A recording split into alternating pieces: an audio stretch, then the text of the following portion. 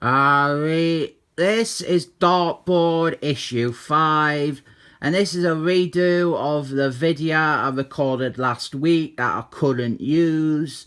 But since this is one of the rare second takes for me, I promise I will not mention incest that much, even though Dartboard's mum is really sexy. There's one scene in this comic where her hand is about 30mm from her son's gland. This issue, it continues the story that began in that one Avengers fill-in issue that we reviewed. We got this cover here, Dartboard. He's fighting another fella that looks like Dartboard, except he is golden. And then inside the comic, he's not actually golden. Dartboard, if you didn't know, he was a 90s character, and he was very much the 90s attempt to recreate and recapture the sort of early Spider-Man stories. You know, the stuff by Stanley Lee and Scott Ditko-mans. It's very much in a similar vein to those.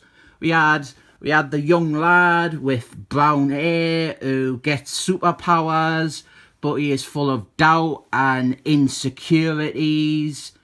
He is having to deal with the struggles of his personal life and teenage angst while also being a superhero. A lot of the same themes as Spider-Man. His origin was that this kid, Chris Dartboard, he found a magic piece of jewellery and it sunk into his chest, and he can use it to transform into an armoured form, Dartboard. And Dartboard, he's like an armoured form. The kid, he isn't wearing the armour himself. It's like a different body. It's like he transforms into a different person. And this scene at the start here is, well, Chris looked under Dartboard's helmet and he was scared what he saw underneath. But Chris Dartboard, he has got a family. He has got a single mum. He is the eldest child, so he's kind of helping raise his little brothers and keep the family together. And it was the 90s, so it's a bit more grittier and a bit more darker than the Silver Age Spider-Mans. And one of the big ideas of this series was, it was asking what makes a good superhero. The whole debate about who is the better hero, someone like Captain America or someone like the Punisher.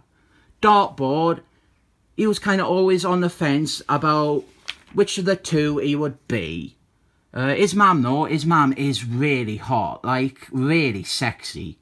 I think most people were reading Dartboard every month, just wanting her to get her kit off and maybe shag her son.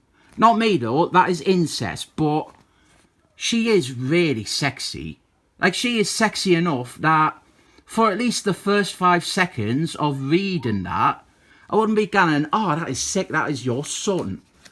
Gangsters, they're trying to kill his sexy mum because she is a sexy criminal prosecutor.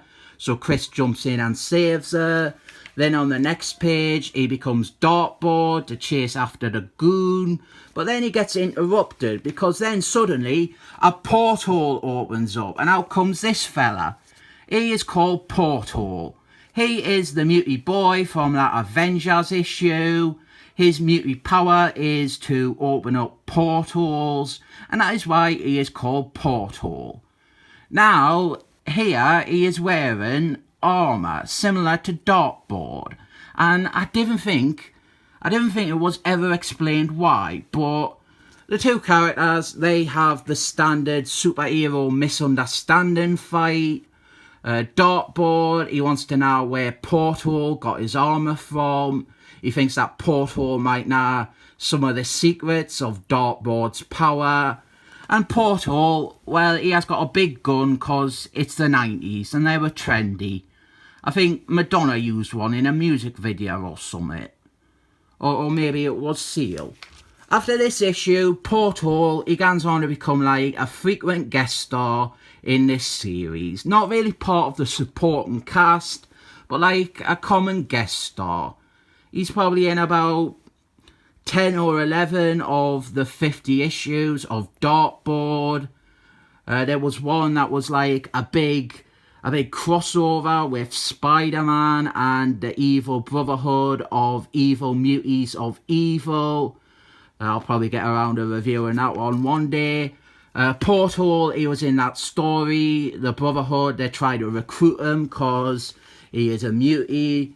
More recently, he was in Marvel Zombies. In that, he works for SHIELD. So, yeah, these two characters, they're fighting away. And Portal, he opens up one of his infamous portals. And he tries to suck off Darkboard.